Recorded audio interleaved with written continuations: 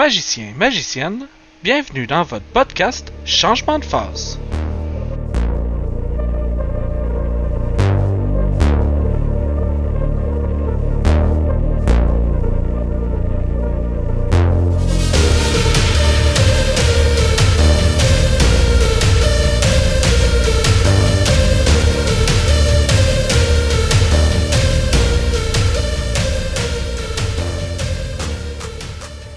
Mesdames et messieurs, bienvenue dans cette première édition de ce tout nouveau podcast francophone, Changement de phase. Nous sommes très heureux, moi et mes deux collègues Mario et Alex, de vous accueillir ce soir dans ce tout nouveau podcast, Changement de phase, au sujet de Magic the Gathering. On va venir partager avec vous, messieurs dames, notre passion pour ce jeu. On sait que c'est une passion qui est partagée par beaucoup de gens, donc on va avoir beaucoup de sujets à pouvoir vous discuter tout au long de cette aventure avec vous. On va commencer à vous présenter un petit peu la mise en place de notre podcast. Donc, ce qu'on a tenté de faire, c'est de faire quelque chose à saveur de Magic. On va vous présenter ça sous la forme d'un tour. Donc, on va commencer toujours avec un upkeep, où on va mettre une mise en situation du podcast actuel. On va ensuite se diriger vers une première main, où le premier sujet sera présenté. On aura une phase de combat où on discutera des sujets chauds ensemble, on dira les choses dont on est d'accord, les choses qu'on est un peu moins. On aura un clash des idées durant la phase de combat. On aura une deuxième main où on vous apportera un deuxième sujet et on se quittera ensuite sur la fin en vidant le stack durant la fin du tour. Changement de phase va être disponible sur la version podcast sur la plateforme Spotify, mais vous allez pouvoir aussi retrouver sur la chaîne YouTube le même contenu, mais avec un support visuel. On va aussi mettre une emphase particulière, si vous voulez jeter un petit coup d'œil, sur la second main pour mettre en lumière la conversation qu'on aura à ce moment-là. Donc, c'est un peu la mise en place de notre podcast ici.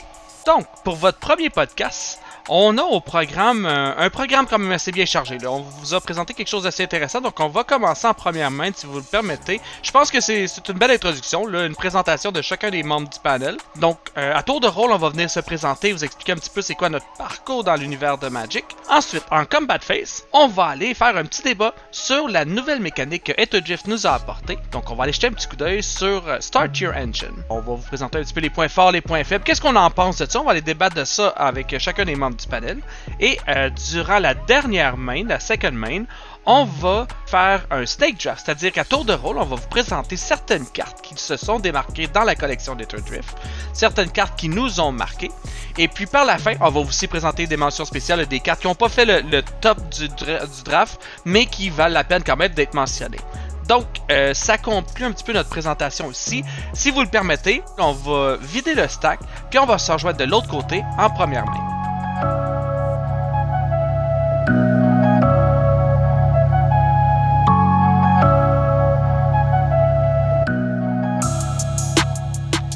On va commencer par vous donner une petite introduction sur qu'est-ce qui nous a intéressé dans Magic, c'est quoi qui nous a accueillis là-dedans. Donc, dans mon cas à moi, j'étais en voyage dans l'Ouest canadien.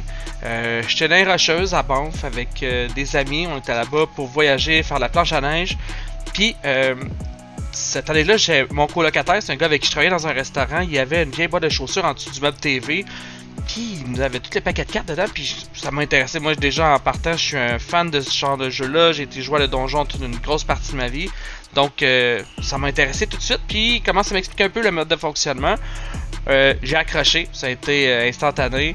La ville de Banff, c'est une petite ville, c'est tout petit. Pour pouvoir se promener là-dedans, tout se fait à pied. Fait que on revenait du travail le soir, on partait du restaurant, on faisait un petit stop par une petite boutique. C'était le monsieur, dans le fond, il y avait un comptoir devant de lui, puis un siège, puis c'était cette petite boutique qui était spécialisée Beanie Babies dans ce temps-là. Puis cartes de Magic comme ça, c'était tout petit. Dans le fond, on a un petit centre d'achat vraiment obscur dans le centre-ville de Banff. Puis à tous les jours, on se ramassait une coupe de packs, puis ça a vraiment été cardboard crack, là. J'ai accroché tout de suite, craqué des packs à ce moment-là. À ce moment-là, quand j'ai commencé, on craquait Weatherlight, Tempest. C'était les collections qui étaient là. Il y avait tout le vieux stock, il y avait du Vision, du Mirage, l'Alliance, des choses comme ça, un peu plus obscures, mais principalement, là, les grosses collections en mode dans ce temps-là, c'était Tempest Stronghold. Commencé à jouer, collectionner des cartes, j'ai tout de suite été un... J'ai jamais eu assez de boîtes pour être capable de serrer toutes mes cartes. Je les ai collectionnées, puis je les ai gardées avec moi vraiment longtemps. C'est là aussi, j'étais là durant la naissance du Crazy Block des Urza Block. Urza Saga, Urza Legacy, puis Urza Destiny. La value incroyable de ces collections-là. J'ai tout conservé ça avec moi. J'ai traversé le Canada 2 fois avec toutes mes cartes avec moi. J'ai arrêté de jouer aux alentours, je vous dirais là, peut-être 2001, un peu après Beatdown. À ce moment-là, je suis parti en voyage, j'ai serré mes choses, j'ai été un peu moins dans l'univers. J'ai perdu contact avec Magic pendant un long moment parce que j'avais aucun joueur dans mon environnement immédiat qui jouait à ça. Donc, j'ai serré mes cartes. Moi, je m'étais toujours dit, ça, c'est mes enfants qui vont jouer avec ça. Je me débarrasse pas de ça. J'en ai assez, puis j'ai assez dans ce que je possède pour être capable que mes enfants s'amusent avec ça. Sûr et certain. Fait que je les ai toujours conservés avec moi, en me disant que c'est mes enfants qui allaient jouer avec. Et environ 2018, j'ai des cousins dans mon patelin qui ressortent les cartes de Magic, les monos qui ont embarqué dans le trip aussi, eux autres aussi ils se sont mis à jouer, puis on a fait des coupes de soirées, là, des soirées un peu éclectiques, ça jouait du 60 cartes mélangées, il y avait un peu de tout là-dedans, il n'y avait pas vraiment de contrôle, mais on achetait des decks, il achetait des cartes, puis on s'installait et j'ai vu des games de 8, 9, 10 joueurs autour d'une table, c'était assez intense à ce moment-là. Donc, ouais, c'est ça. On a recommencé à jouer tranquillement pas vite en 2018. J'ai ressorti mes cartes, j'ai repogné l'amour, j'ai repogné la tendance à craquer des packs aussi. Ça vient avec.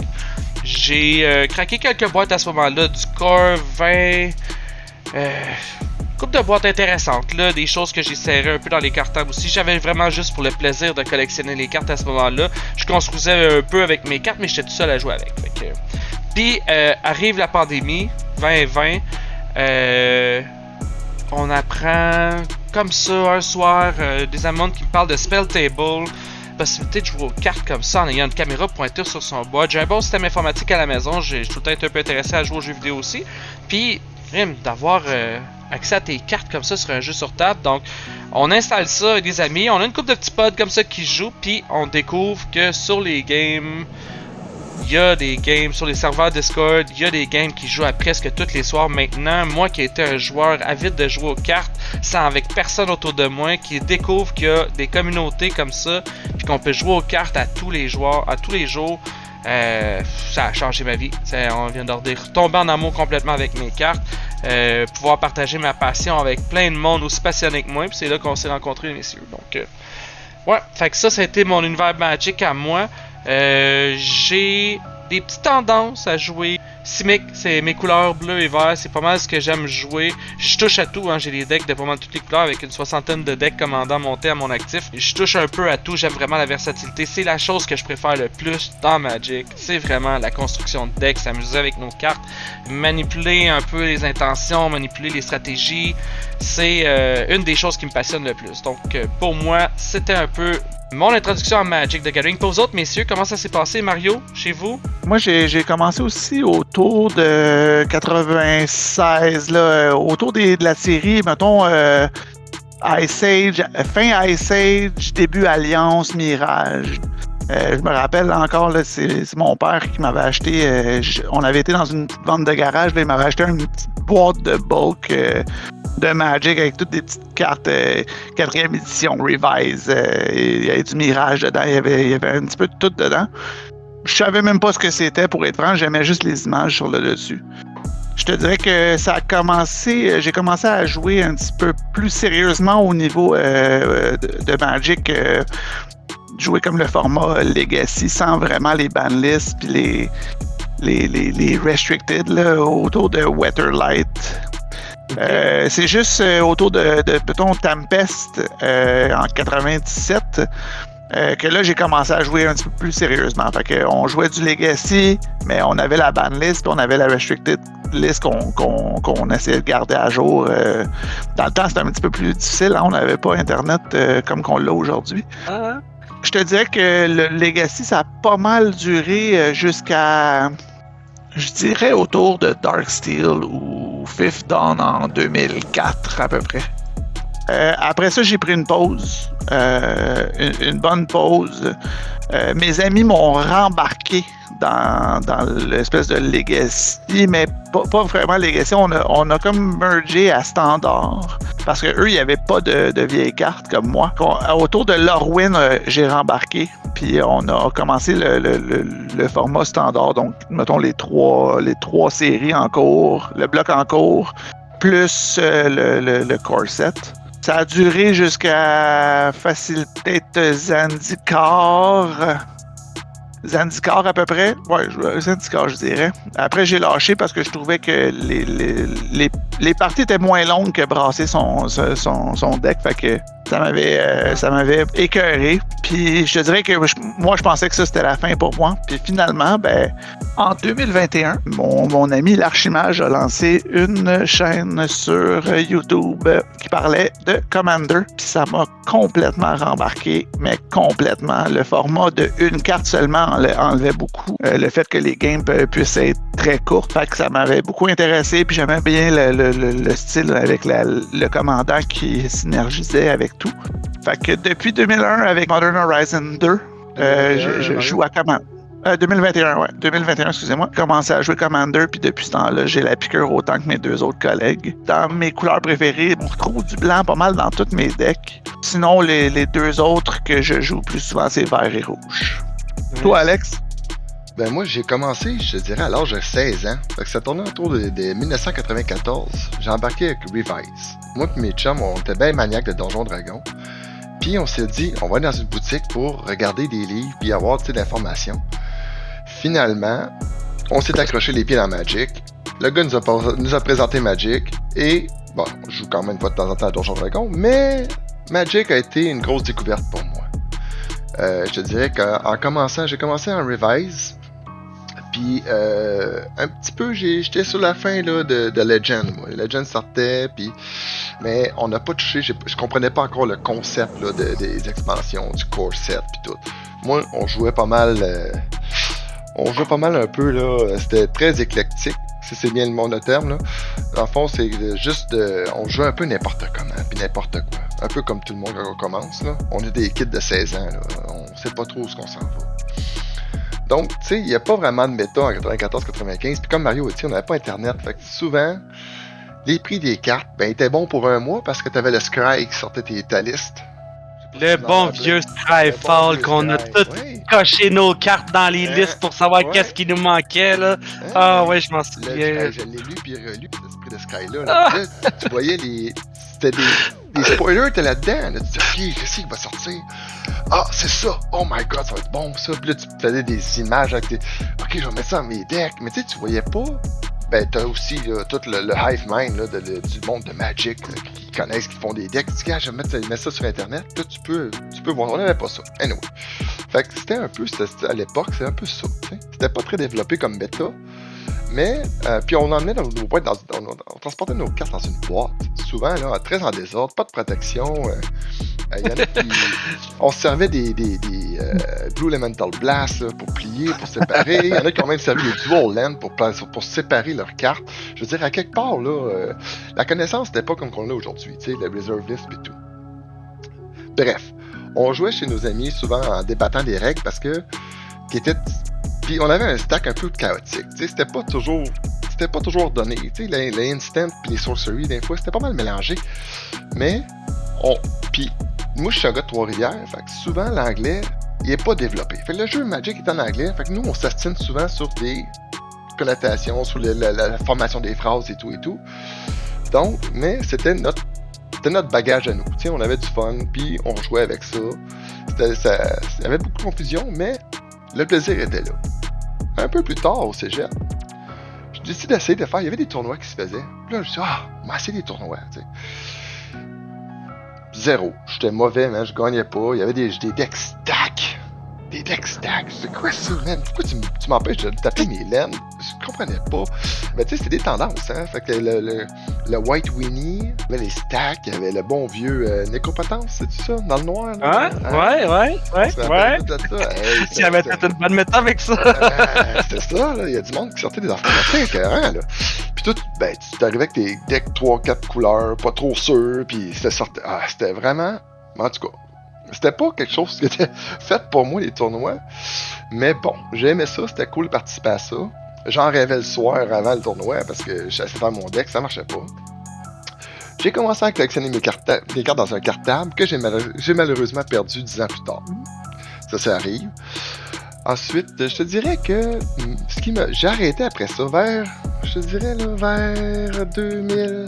98-2000, dans ce coin-là, 2000 j'ai arrêté. Puis après, j'ai donné mes cartes à mon frère parce que je devais de l'argent.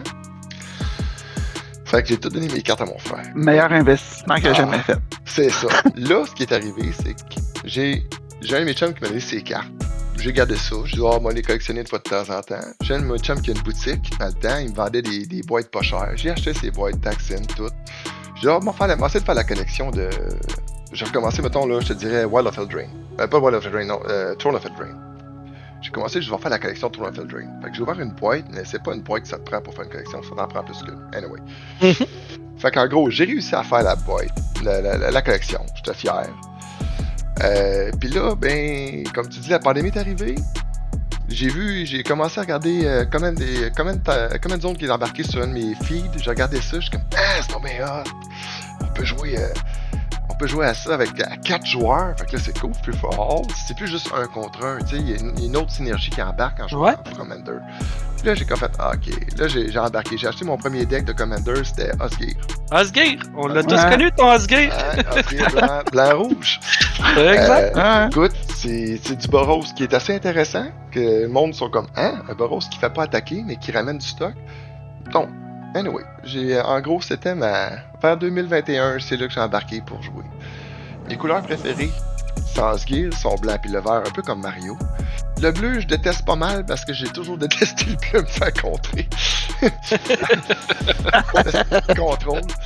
Mais à part ça, j'ai bien aimé, j'aime bien le blanc. Mais c'est vrai que la pandémie a vraiment rapprocher le monde de vieilles passions comme ça parce que il n'y avait plus rien à faire. On a plus rien à faire. Ben oui. Puis les communautés se sont développées aussi. Les communautés se sont développées un petit peu partout. Là. Ouais. Spell Table. J'ai commencé à jouer dedans. J'ai embarqué sur Spell Table avec l'Archimage, justement. J'ai joué une game.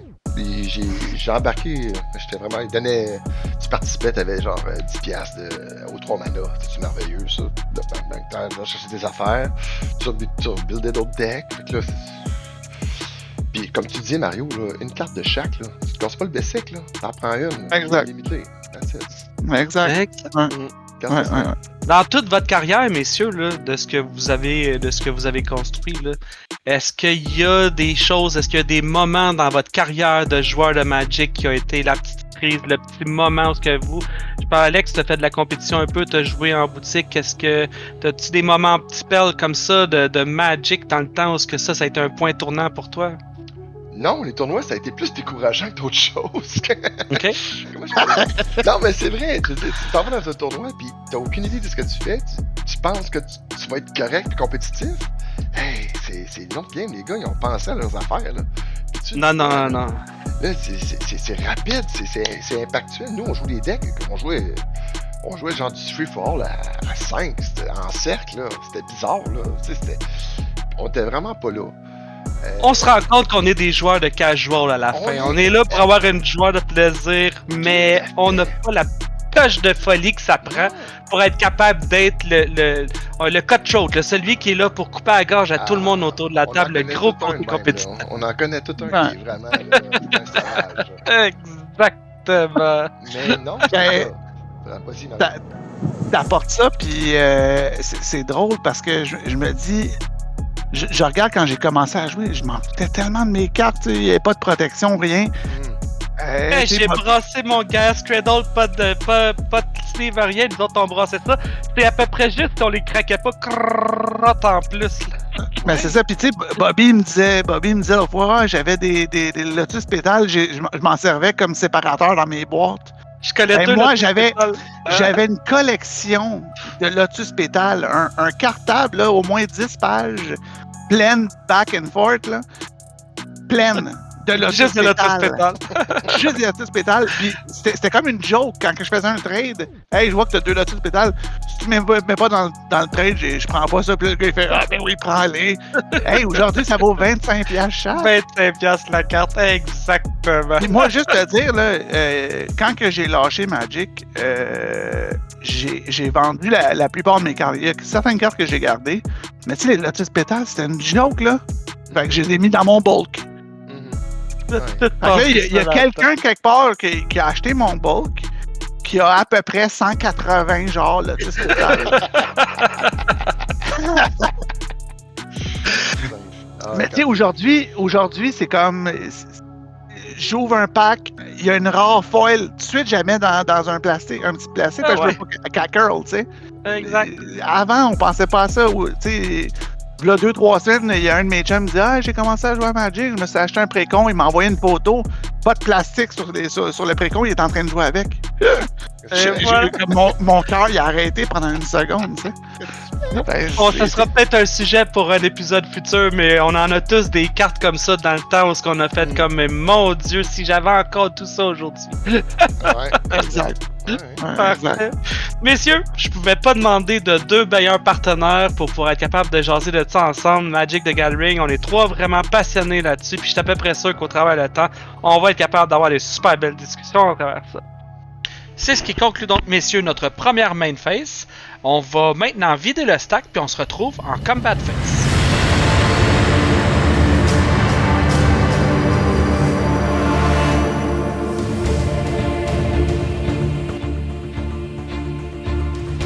Salut messieurs, bienvenue dans le combat phase.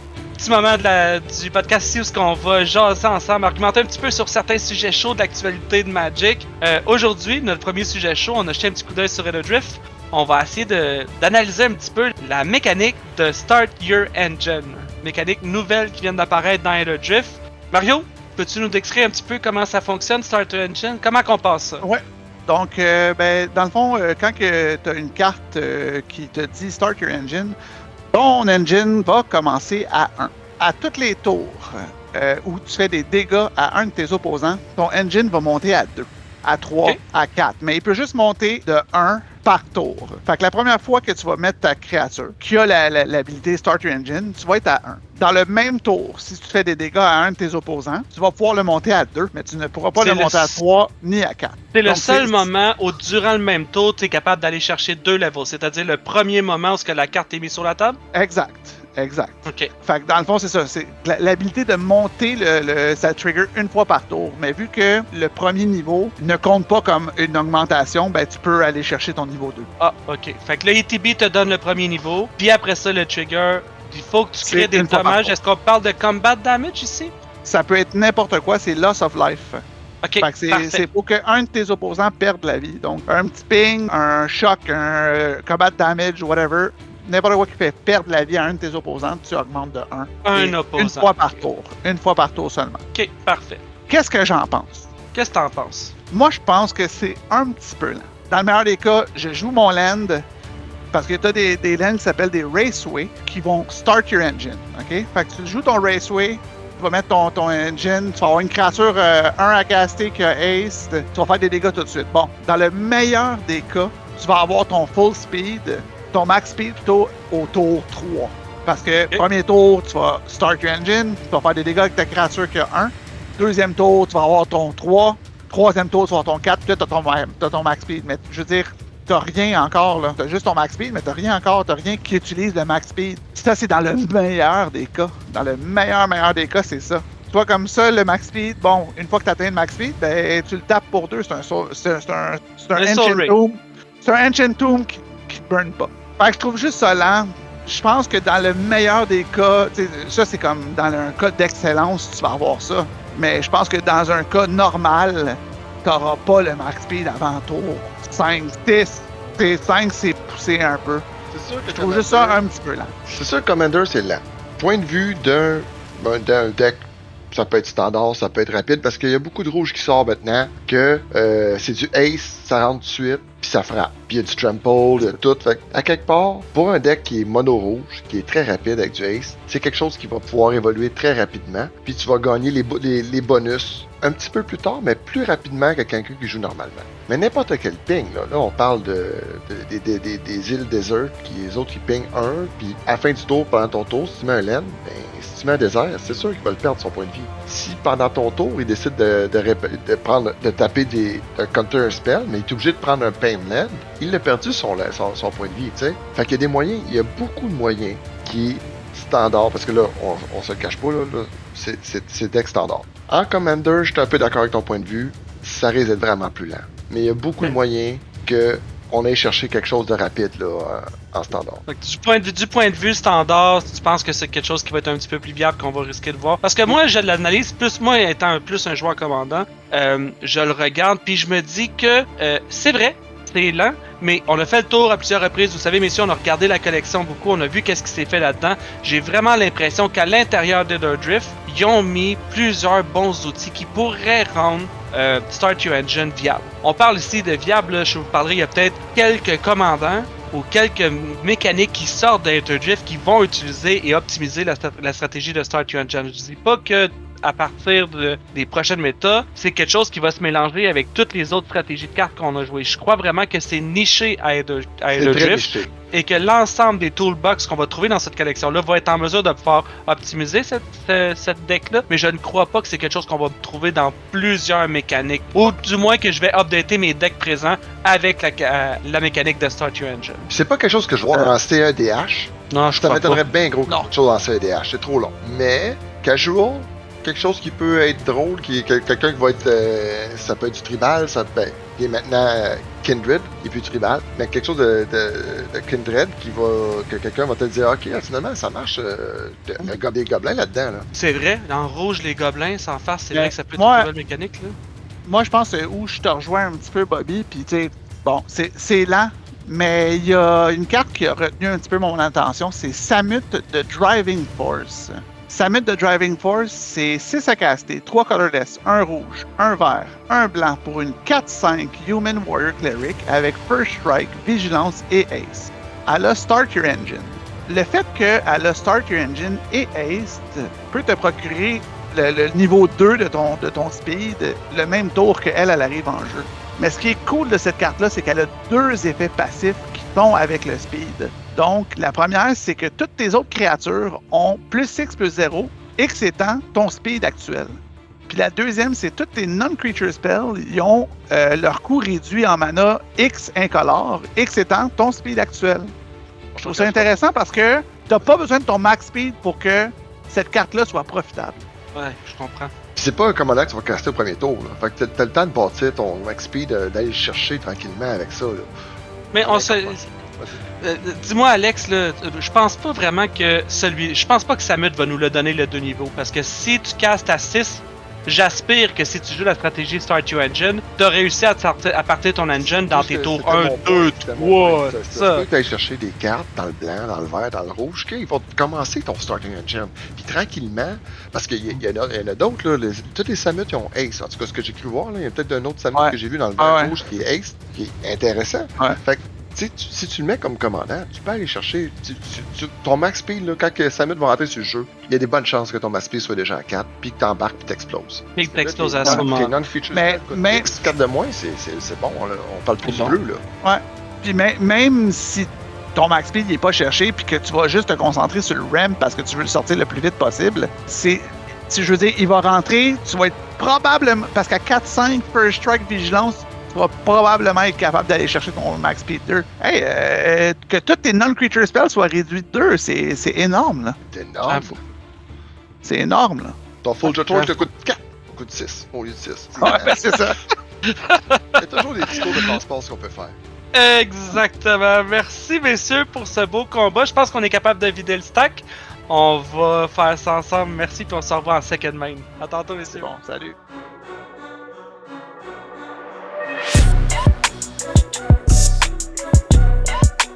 Parfait, magicienne, on a maintenant changé de phase. Je vous accueille maintenant en deuxième main phase. On se dirige maintenant vers notre description, notre draft de Elderdrift qui sort aujourd'hui. Hein, on a tout allé jeter un petit coup d'œil sur notre collection. On a fait nos devoirs. On est allé jeter un petit coup d'œil sur les cartes de la collection. On est allé voir c'est quoi qu'on aime, c'est quoi un peu moins qu'on aime. Si on a des petits bijoux, on va avoir le temps de discuter de tout ça ensemble. Ce qu'on va vous faire aujourd'hui, c'est un draft. Donc, à tour de rôle, on va choisir une carte dans la collection qu'on voudrait avoir dans notre board à nous autres. Quelque chose qu'on aimerait bien avoir dans nos prochaines constructions pour apporter un petit peu de spice dans nos decks. Donc, et puis à tour de rôle, comme ça, on va essayer d'aller jeter un petit coup d'œil. On va aller varier un peu dans tous les aspects du jeu. Il y a des laines, des artefacts, il y a un petit peu de tout là, dans ce on va avoir trouvé ensemble. Donc, sans plus tarder, Mario, qu'est-ce que tu as à nous présenter aujourd'hui? Par hasard, je me ramasse avec le premier choix. Fait que, ben, aujourd'hui, je vous présente dans les couleurs Celestia, donc vert et blanc.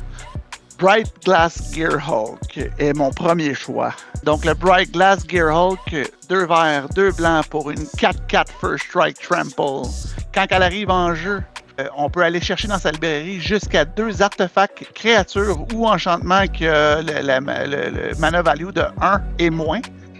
On les révèle à tout le monde, puis on les met dans notre main. Il y a du value là-dessus. Je pense que juste la lire, on peut voir à quel point c'est brisé, cette carte-là. Moi, je vais juste regarder ça en moderne, mettons, vite en moderne. Là. Tu joues cette carte-là, tes 2 premiers que tu vas chercher, 2 Mox Opal, tu les mets en jeu. Un Cloud Shift ou un Ephemerate, tu vas rechercher un autre Mox Opal avec ton Soul Ring, tu es rendu avec 3 Mox Opal puis un Soul Ring. Je trouve ça complètement brisé. On parle d'enchantement à 1. Des enchantements à 1. Mystic Remora, c'est un enchantement à 1. Lentax, c'est un enchantement à 1. On parle de créatures à 1. Esper Sentinel, qui est sans aucun doute genre la meilleure. Le premier choix, là, c'est le premier choix qu'on va aller chercher. Là. Mystic Remora, c'est bleu. Fait que, évidemment, il faut que tu aies du bleu dans tes couleurs. Puis, je veux dire, 4 pour une 4/4 First Strike Trample, c'est déjà bon. En plus, tu vas aller chercher. Je veux dire, il y a trop de façons de briser cette carte-là. Moi, ce que j'aime. C'est mon premier choix. Moi, ce que j'aime, c'est qu'ils ont quand même tenté de balancer les choses en nous gardant vert, blanc. Ça va être plus. Un petit niveau de difficulté de juste le cheater avec des colorless qu'on pourrait faire. Au moins, t'as l'obligation d'avoir 4 manas de couleur. Ça l'empêche d'être complètement brisé, malgré que Mario vous l'a dit. On va quand même trouver le moyen d'en abuser un peu.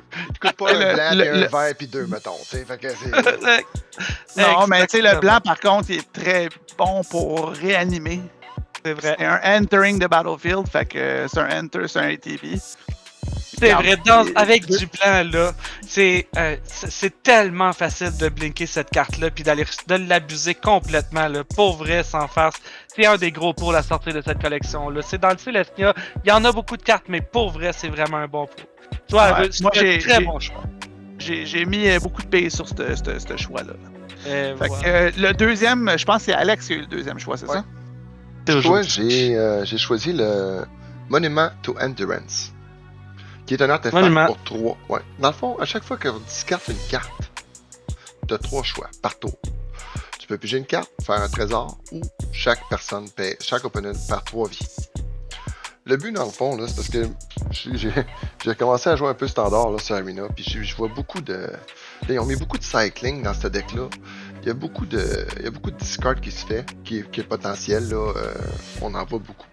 Et il y a aussi ce que je vois là, du discard là, dans le noir là, qu'on joue contre là, dans le standard. Là. Genre, je vois beaucoup de duress, des trucs, des créatures qui rentrent en jeu, font discarter une carte. Fait que tu vas chercher une certaine value contre. Ce qui peut être cassé, c'est que dans certains commanders, là, comme j'ai le noir-vert vampire, là, avec Madness, là, tu peux aller chercher.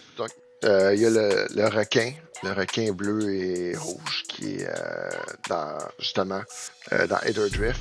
Quand tu discartes une carte, gagne +2, +0. Fait que là, il y a beaucoup de choses qui vont aller chercher. Il y a beaucoup de draw et discard dans le bleu.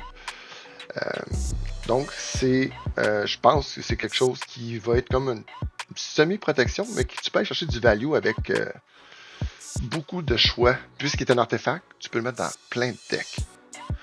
C'était mon top 2 pour l'instant. C'est un très bon toolbox. Je dois l'avouer pour vrai, pour tout ce que tu peux aller chercher, les différents aspects du jeu que tu vas aller chercher, la pige, la vie, le trésor.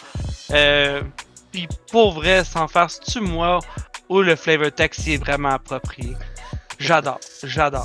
Sans faire Mais- ça. Ouais, en effet. Puis tu sais, avec tous les looters qu'il y a, cette carte-là, elle est magnifique. Là. Effectivement. Tu sais, toutes les decks d'Ymir là, qui aiment jouer dans leur graveyard, là, discarte une carte, pige une carte. Ben non, c'est discarte une carte, pige deux cartes. Évidemment, tu vas aller mettre ta créature que tu vas réanimer dans ton graveyard. Ou genre, si tu trouves une façon de détaper ton looter à toutes les tours, c'est une rotation de 12 dégâts que tu vas faire à tes opposants. Moi, j'ai un de mes chums qui joue Raffine, puis là-dedans, ça serait écœurant. Je veux dire, pour chaque carte que tu discartes, fait que si t'en discartes 3, les 3 proc. C'est pas Ouais. when you discard one card or more, c'est when you discard a card, choose one. Un card, wow. Fait que C'est vrai.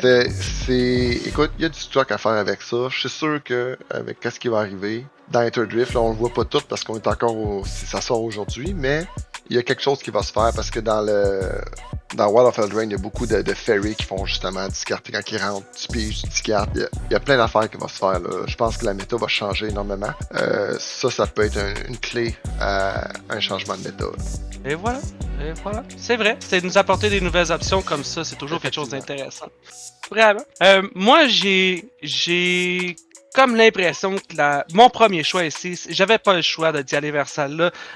On a tout passé au travers le ban, on sait comment c'est difficile, puis ils nous reviennent avec quelque chose de nouveau. Ils nous ramènent un autre Lotus, le Radiant Lotus, un artefact à 6. Je comprends, c'est pas un fast mana. Ils ont voulu éliminer les fast mana quand ils ont sorti la crypte, mais aujourd'hui, ils nous répètent un Lotus. Je peux juste imaginer taper, sacrifier 3 trésors et donner 6 mana à n'importe quel joueur sur la table à n'importe quel moment. 9 Aider un opposant, c'est juste, moi je m'excuse, mais c'est la multiplication des petits pains ici. Ouais, c'est 9 mana à target player. Exact, à n'importe quel joueur. Mon ami, j'ai pas les c'est pas mon tour, t'as besoin de défendre le threat, mais t'as pas de mana, ben tiens mon ami, voici ce que t'as besoin. Quelle couleur que t'as besoin. Parce que pour Ouais. chaque artefact, tu peux déterminer quelle couleur que tu... Non, mais pour vrai, sans faire... Dis-moi ce que tu veux, je te donne ça. Ouais, puis tu sais, on s'entend, Commander étant ce que c'est, la politique, elle est très présente. Hey, c'est un Exact. bel outil de politique, ça. C'est un Bien, excellent exact. jeu. Et c'est quand même drôle ce que tu as dit, Bobby, de, tu sais, après le ban de la crypte, tu sais, regarde le flavor test. After devastation, hope bloomed. Et voilà. Puis en plus, c'est pas comme s'il nous l'avait fait ou ce qu'il fallait sacrifier le Lotus. Là. Non, tu gardes le Lotus, puis tu referas 9 mana avec 3 autres trésors au prochain tour, mon ami. Puis, y en a-tu des doubleurs qui font qu'à chaque fois que tu tapes pour un mana activité, tu vas doubler les manas? Fait que, un mana doubleur là-dessus, ah non, pour vrai, sans farce, j'avais pas le choix. Next Blue Mansion, je sais pas si ça Next fonctionne, Blue là, mais oui, Next oui. Blue Mansion, là-dessus, Oui, ça va tripler. oui, Oui, les parce manas. que tu le tapes pour le faire, exactement, exact.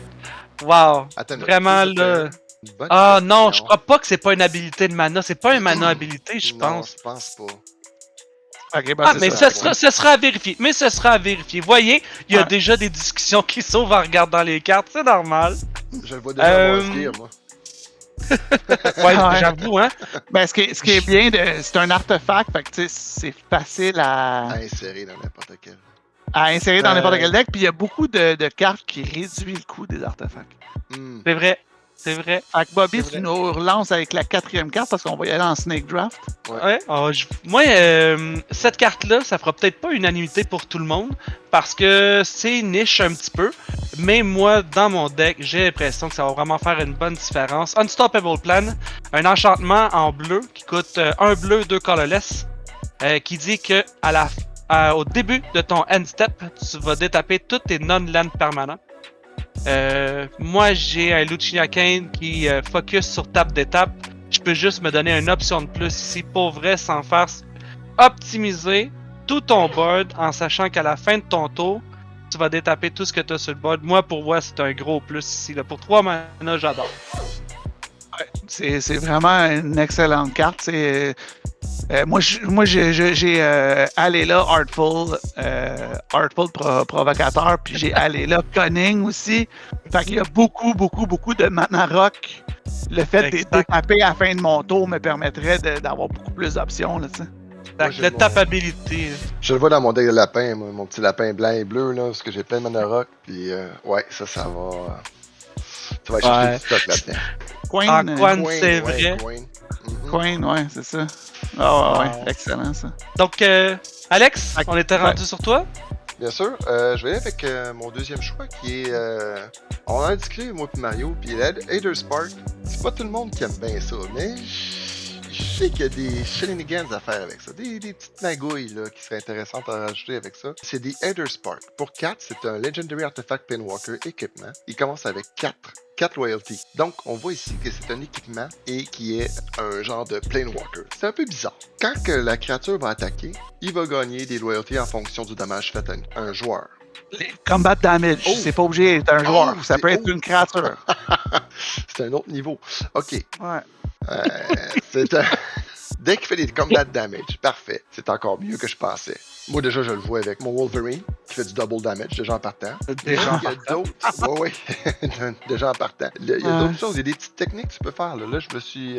Battlefield Improvisation, dans le blanc, d'Assassin, Assassin's Creed, tu payes 2, un blanc, un colorless. Créature vient +2/+2, t'équipes tout ce que tu veux, en instant. OK. Ça, j'ai aussi la carte dans... c'est dans Fallout. C'est un blanc, un rouge, instant, split second. Okay. Tu peux équiper tous les équipements de ton côté sur la créature. Enfin, je pense que le but de Aether Spark, ce que le monde vise, parce qu'en vérité, la pige 2 pour -5, je trouve que c'est quand même assez dispendieux, mais je pense qu'on optimise tout pour être capable d'aller chercher nos 10 mana de n'importe quelle couleur le plus rapidement possible. Parce que 10 mana, c'est un tour complet que tu rajoutes pendant un de tes tours avec ça pratiquement. Là. Ouais, fait que dans le fond, tu l'actives à ton deuxième main phase, quand ça va changer. Il n'y a pas de réponse, fait que tu fais ce qui va être correct. À partir de là, ben, tu fais ce que tu as besoin. Tu peux partir un peu en couille. Écoute, ce serait un beau, excusez l'expression, là, mais un beau omniscience là, à 10 mana, ça peut toujours sortir. C'est Inventory Management. Inventory Management, merci. Tu vois, là moi, où j'accrochais, bon, évidemment, c'est sûr que, tu sais, si t'as Inventory Management, c'est Guard as Aid, c'est toutes des cartes qui font en sorte d'être équipées automatiquement. Ça peut valoir énormément la peine, mais tu vas quand même la payer pour 4 ta carte. Fait que dans le fond, c'est pas 10 mana que t'as, c'est 6 en réalité. Si tu veux le faire au premier tour. Si tu veux le faire au premier tour. Ouais, si tu veux le faire au premier tour. Si tu veux pas le faire au premier tour, bon, là, tu vas les avoir tes 10 mana. Moi, le problème que j'ai, c'est, bon, tu vas payer, mettons que t'as pas les Sigard of Aid ou Inventory Management, tu vas payer 4 pour le caster, tu vas faire ta première loyauté pour l'équiper puis donner un +1/+1 à ta créature. Tu vas attaquer avec, tu vas faire tes dégâts, tu vas mettre tes loyautés. Là, il faut que tu ailles un tour complet, là, oui, mais... avant que ça revienne à toi pour avoir tes 10 mana. Mais c'est un équipement, le Aether Spark. Fait qu'un casse artefact, puis c'est fini. Le nombre de keywords qu'il y a là-dessus, artefact, planeswalker, équipement, ça te fait juste le nombre qui décuple le nombre de fois que tu peux briser cette carte-là en ayant quelque chose de vraiment spécifique. C'est vrai que c'est léger. Elle se protège quand elle est équipée, parce que tu peux pas l'attaquer. Par contre, c'est un artefact. C'est un artefact. C'est beaucoup plus facile à casser que si c'était juste un Planeswalker. N'importe quel spell peut se counterer aussi avec un counter spell. Mais le truc étant que, en standard, on a peut-être moins d'impact qu'en Commander.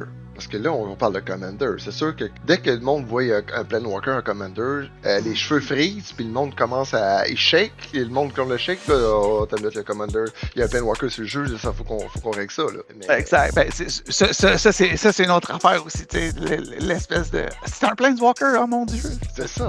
Mais sérieusement, le art, un big up pour le art, il est vraiment beau, là. Et surtout que c'est le Chasing Card, hein. Je pense que dans la collection d'Aether Spark... c'est le Serialized. Et voilà. Le Aether Spark Serialized, on l'a vu, en vrai, la carte, elle est magnifique. Effectivement. C'est une belle carte à rajouter pour un collectionneur, un beau bijou à rajouter, exactement. C'est sûr que ça flash quand tu montes ça dans un cartable. Mais je suis pas sûr que tu mets ça dans un cartable quand c'est Serialized. Non, en effet. Après ça, on se dirigeait ensuite vers la deuxième carte de Alex, si je me souviens bien. Non, de moi.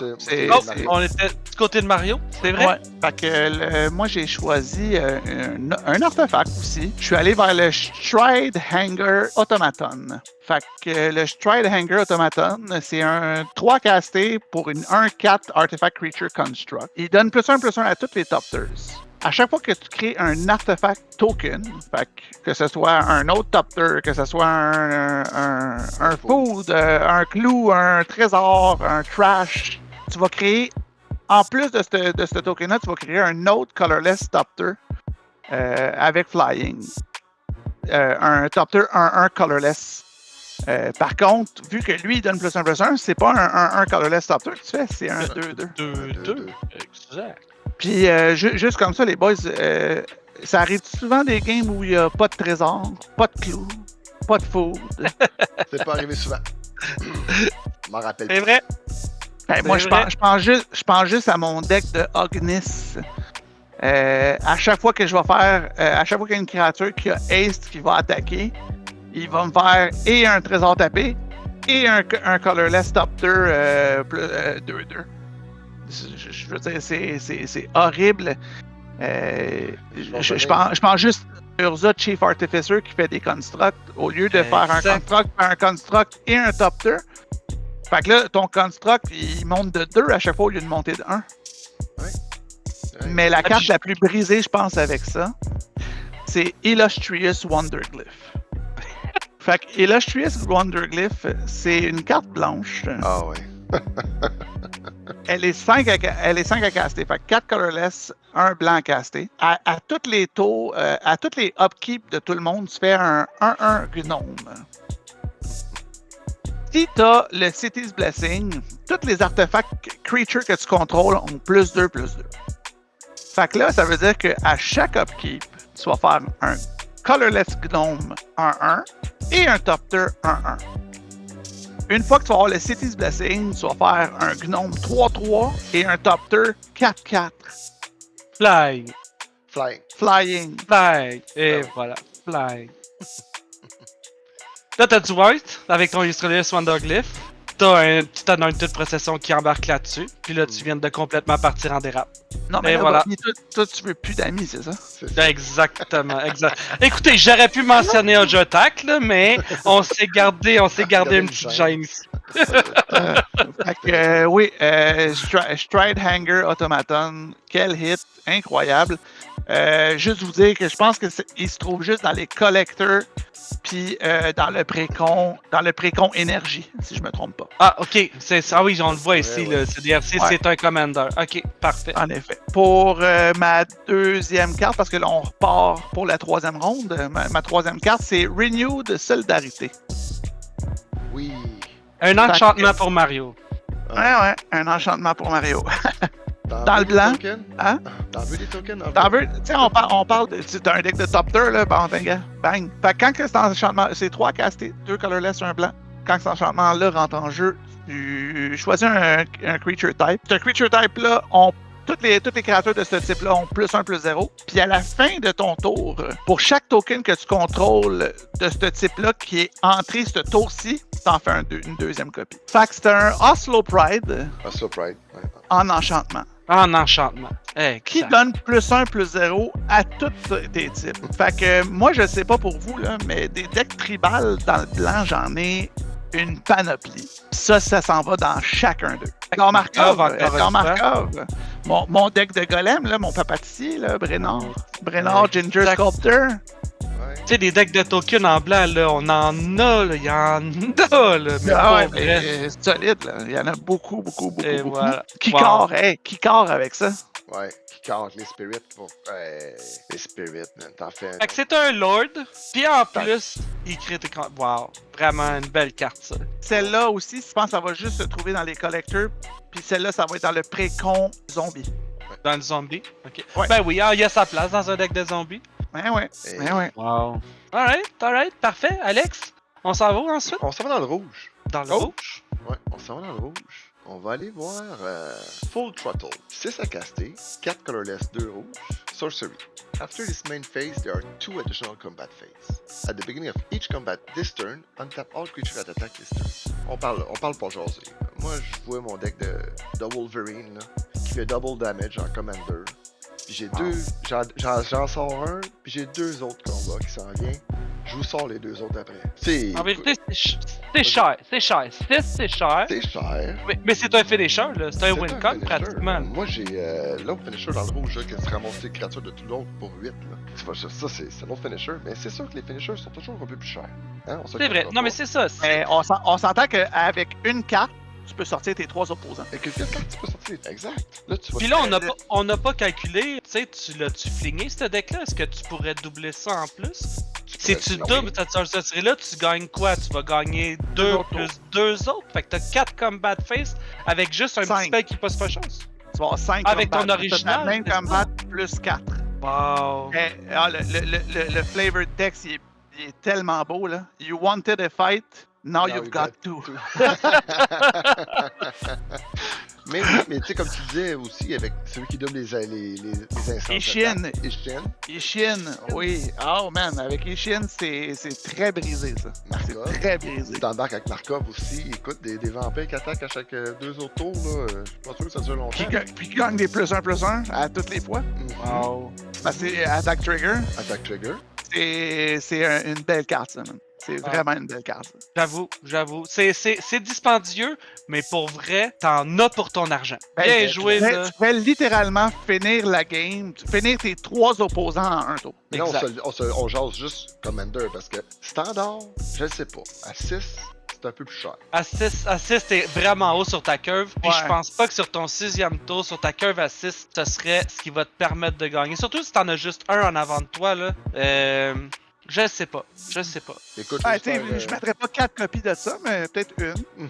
Ou tu peux le mettre dans le sideboard. Ouais, dans le sideboard, ça tu sais, je vais juste faire une parenthèse, là, je vais répondre là-dessus. Là. Je vais mettre, il y a le Old Squad Heavy, là, un gobelin que tout quand ta max speed, tes gobelins donnent un mana de plus. Fait que ça, quelque part, il y a peut-être de quoi à faire dans ce deck de gobelins, là. C'est vrai. Ouais. C'est vrai. C'est juste la petite parenthèse là-dessus. Go wild, là, c'est ça. Donne-moi un Krenko que tu peux détaper puis taper puis doubler tes gobelins à chaque tour. Hein? Non, mais il faut que ton Krenko ait attaqué, parce qu'on ne détapera pas. Parce que c'est untap all creatures that attack this turn. Ok. Mais t'as quand même, tu t'en chies 6, puis là, ben, c'est parti. Tu sais, il attaque. Voilà. Non, pour vrai, je crois que ça peut trouver cette carte-là peut trouver sa niche dans plusieurs decks, plusieurs méta ensemble. Il y aurait sa place, ouais. Exactement. Neb. Oh my god. Ouais, oh. Wow, malade. Alright. Je vais y aller avec mon prochain choix. Toi, buddy. Ben, le dernier, en fait. C'est ton 3e choix de la 3e ronde. Ma dernière carte, je complète mon draft avec Ovia Automech Artisan. Une créature légendaire, donc un potentiel commandant, qui dit each creature qui attaque one or your opponent has trample. Donc chaque créature qui va attaquer mes opposants en trample, c'est pas juste sur mon tour, mais ça s'applique vraiment à tous les gens qui vont attaquer mes opposants. Puis je peux payer un vert le taper, puis je peux prendre une créature ou un véhicule de mes mains puis le mettre sur le battlefield. Ça vous rappelle-tu quelque chose, ça? Hein, Elvish Piper. Un Piper, exactement. Puis en plus de ça, ce que Piper nous donne pas, c'est que si c'est un artefact qui rentre sur le battlefield, je peux mettre 2 + 1 dessus. En plus. Parce que la carte n'était pas encore assez forte. Exactement. On avait besoin de rajouter un petit peu de cramage sur le muffin. Exactement. Si je me trompe pas, Elvish Piper est 1-1, puis elle est 1-2. Bon, c'est pas une grosse affaire, mais c'est quand même. Ouais. La nuance est là. Ouais. Mais quelle belle carte. Mais pour vrai, là, on le joue en commandant, ok? Ovia, c'est notre commandant. On réussit à mettre ça tôt dans la partie. Ça veut dire que sur 1, après ça, tu peux mettre une créature sur le board. N'importe quoi, là. Ouais. C'est... non, vraiment, pour vrai, sans farce. Moi, ça finit dans ma méta vert, pour vrai, cette carte-là, c'est un de mes prochains commandants. Ça veut dire tu payes un vert, tu le tapes. Galta? Ouais, mais Galta, je sais pas si c'est un Enter the Battlefield ou un Cast. Un Cast Trigger. Mais je pense que c'est un Enter. T'as peut-être raison. Mais moi, je pensais plus au le 11-11 Trample Infect. Qui devient le Blightsteel Colossus qui devient un 13-13 Trample Infect. Oui, parce que c'est un artefact. Il rentre avec ses 2 + 1 + 1. Exactement. Tu vois où je m'en vais, là, genre pas d'amis. Bon, voilà. pour ça qu'on est juste 3 jours. On joue Commander à 3 parce que vraiment, là, on n'est pas capable de s'en trouver un quatrième. On n'a pas de... C'est ça le problème, ouais, ça. On n'a pas capable de trouver un quatrième. Mais le Worm, c'est 6, là, le Worm Coil Engine, ben là, il est rendu 8 bits. Il est rendu 8 bits, Lifelink, Death Touch. Hey, c'est beau, là. Tout ça pour un verre. Tout ça pour un verre. Puis, tu sais, on en a parlé tantôt, il y a du tap d'étape qui peut exister aussi, fait qu'il y aurait peut-être moyen de le faire plus qu'une fois par tour aussi, là. Ah non, vraiment, là, ça, c'est sur ma liste, c'est sur ma liste de Noël. C'est ce que j'ai demandé à Ouvrir Papa Noël pour cette année. J'aimerais bien ça monter un Via Kirella, là. Ça, très possible. Ensuite, si je me rappelle bien, on s'était dit des mentions honorables. Exactement. Y a-tu des choses qui vous ont marqué sans nécessairement que ce soit les cartes brisées, mais y a-tu des choses vraiment que vous aviez le goût de présenter une dernière carte là-dessus? Ouais, ben moi, je vais y aller avec la mention honorable, ne pas vouloir se faire d'amis. Fait que je vais y aller avec Riptide Gearhulk. Un autre comme ça. Hein? Un beau 5 à casser. Fait qu'un colorless, 2 blancs, 2 bleus pour une 2-5 double strike et prowess. Prowess, pour ceux qui ne savent pas c'est quoi, c'est à chaque fois que tu castes un non-creature spell, cette créature-là va gagner +1/+1. Jusqu'à la fin du tour. Ouais. Fait que là, tu te dis, bon, ben, c'est tout. Non, c'est pas tout. Quand que cette créature-là entre en jeu, fait que c'est un ETB effect, pour chaque opponent, tu choisis up to one target non-land permanent, puis ce joueur-là le met 3e du top de sa librairie. Ça, c'est le fun. C'est vraiment Fait que là, on n'a pas de Destroy. On n'a pas de Destroy. Il n'y a pas de prévention de Destroy. Fait que. Puis tu vas juste. Wow. Tu vas juste le mettre sur le 3e du top. Fait que blanc et bleu, c'est Azorius, c'est ça? Ouais. Azorius, c'est reconnu pour quoi déjà? Ah, ok, oui, le roi du Blink. Fait qu'en parlant de pas vouloir d'amis, là, voilà la carte pour ne pas vouloir d'amis. Brago. Non, mais je sais. Brago, hein? Brago. Nico aussi qui fait blinker les créatures. Nico, c'est vrai. Et voilà, puis là tu joues ton tour, puis tu finis ça avec un petit Conjurer Closet. Puis en partant, on va le faire une dernière fois. C'est drôle. Ah ben tu peux aussi le mettre avec le Soulbound Deadeye Navigator. Mais on s'entend que à chaque fois que tu blinks celui-là, la carte que tu as mis 3e, elle se ramasse 4e. Elle se ramasse 5e. Elle se ramasse 6e. Fait que tu t'en rejoueras jamais. Là. En tout cas, compte pas sur eux autres trop vite. Exact. Wow. Ah, Mario, t'as vraiment le don d'essayer de te faire des amis. C'est pas vrai, sans faire ça. C'est lui qui a écrit le livre, je pense. Pas de pitié. Alex, qu'est-ce que tu nous présentes dans tes mentions honorables? Moi, c'est mon coup de cœur que j'ai eu dans This Morning. Les laines, là. J'en ai chancé, on a chancé avec Mario. Je dis, ces laines-là, il dit, man, c'est de la merde, c'est pas bon, ouais, ça tape, faut être une activation. Je dis, oui, mais il tape pour un rouge. Mettons, là, on va prendre le Some Below Verge, ok? C'est un blanc-rouge, ok? Il tape pour blanc. Mais si t'as une montagne puis une plaine, il tape un rouge puis un blanc. Tu choisis ce que tu veux. Ouais. Nous, ce que je veux, c'est que maintenant, là, parce que là, je parle standard, je parle commander, je joue beaucoup standard, fait que j'ai une pensée un peu plus standard ces temps-ci. Ce que j'aime, c'est que il y a les lands de Murder Karlov qui ont des scry, les Surveil. Les Surveil Lands. Ils ont des basic land type, Ouais. là. T'as les basic land type aussi dans celui qui est le Sheldred dans le Dominaria. Dans le Dominaria, c'est vrai. United, ils ont fait des lands. Les trions. Les trions. Effectivement. Mais dans le Dominaria. Mais c'est pas difficile d'avoir nos basics. Non, fait que dans le fond, ce que tu nous dis, c'est qu'avec une date comme ça, on est capable d'avoir des lands qui vont nous taper pour 2, puis on élimine le Enter Tap. C'est ça. Juste avec une chose qu'on va sûrement être capable de rencontrer dans la majorité des cas que tu sois capable de la mettre. C'est ça. T'as un dual land, premier, deuxième tour. Facile. Et voilà. Mais puis, faut pas oublier aussi que, tu sais, si tu remplaces une plaine par ce land-là, ben, t'as rien perdu, là. T'as rien perdu, c'est vrai. Ta plaine est là. T'as juste perdu le type basic. Fait que quelqu'un qui joue une Blood Moon, tu vas moins la triper, là. T'as le bonus pareil. T'as juste le bonus plus tard. Ouais, là, c'est ça. les Verge Land, en vérité, t'as pas mal toutes les combinaisons avec? Là, C'est fait, là. Le cycle est fait complet à partir de. Le cycle est fait complet. Parfait. Wow. Fait que Duskmourn, c'était les alliés. Ouais. Puis Aether Drift, c'est les ennemis. Wow. C'est... Fait que le cycle est complet. Des Verge Land, j'ai pose une petite question comme ça. Est-ce qu'on va s'attendre à un gros price spike là-dessus? Est-ce que vous pensez que c'est des cartes qui vont risquer de spiker en prix? Je pense que ça va rester entre 10 et 15 $.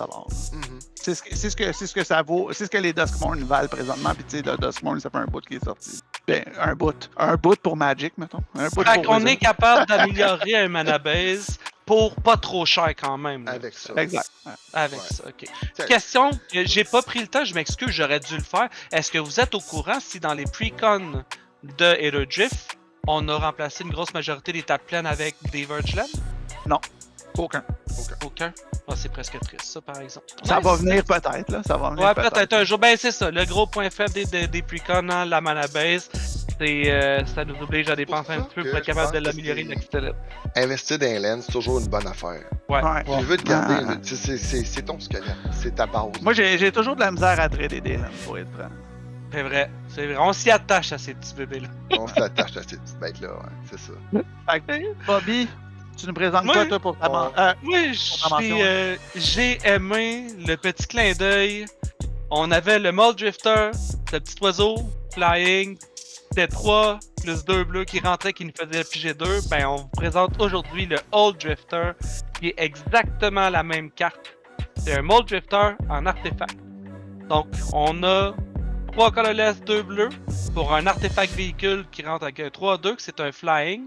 Puis quand cette créature-là rentre sur le battlefield, on va piger 2 cartes. Donc c'est un Mold Drifter, puis en plus, on peut le crew parce que c'est un artefact véhicule. Moi, je trouve qu'on a tout à gagner avec cette carte. C'est le troisième, hein, Drifter. T'as Mold Drifter, t'as Null Drifter dans Modern Horizon 3. C'est vrai, le Mold Drifter. Puis là, t'as le Old Drifter. Wow. Beau petit clin d'œil ici, beau petit clin d'œil. Ouais. Parfait. Ça fait le tour, on a fait pas mal le tour. On a pris le temps quand même ensemble, messieurs, à quelques reprises de jeter un petit coup d'œil sur cette collection-là. Votre état général, est-ce que vous pensez que Hero Drift va laisser sa marque dans Magic the Gathering? Est-ce qu'il y a des choses là-dedans que vous croyez qui sont là pour perdurer, qui nous ont apporté de nouveau? Ben, c'est clair que pour moi, le power creep il est réel. Là. T'sais, le Lotus, les Gearhulk, la plupart des Gearhulk sont toutes meilleures que les anciens Gearhulk. C'est vrai. Quoi qu'ils sont 2 couleurs, là, c'est sûr qu'il y a cette différence-là, mais il y a des cartes très cool et très fortes dans ce set-là. C'est sûr que ça Nice. limite un peu le. Tu peux pas jouer monocouleur trop avec les Gearhulk, mais ça limite un peu le. Dans quel deck tu peux les mettre, mais oui, c'est des beaux trésors, là, qu'il y a quelque chose à faire avec ça.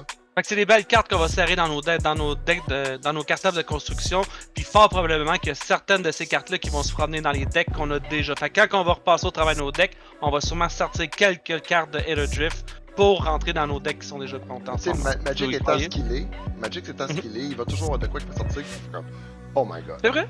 Tu sais, C'est regarde, le Précon de Zombie, là, il y a une carte qui est spiky, qui est Reserve List, qui est passée de 57 à 30$. Je veux dire, dans ce coin-là, si je me trompe pas, là, j'essaie de me rappeler un peu, là. Mais il y a toujours de quoi qui va faire qu'il y a une synergie qui va sortir. C'est la magie de Magic the Gathering, je C'est pour ça pense. qu'il faut tout le temps regarder votre bulk. À chaque fois qu'il y a des nouveaux précons, regardez votre bulk. À chaque fois qu'il y a une nouvelle série, regardez votre bulk. Des fois, il y a des cartes qui vont spiker. Puis que... Ouais, c'est ça. Alors messieurs, c'est ce qui m'a fait à la second main. On va vider le stack, puis on se rejoint ensemble en end step.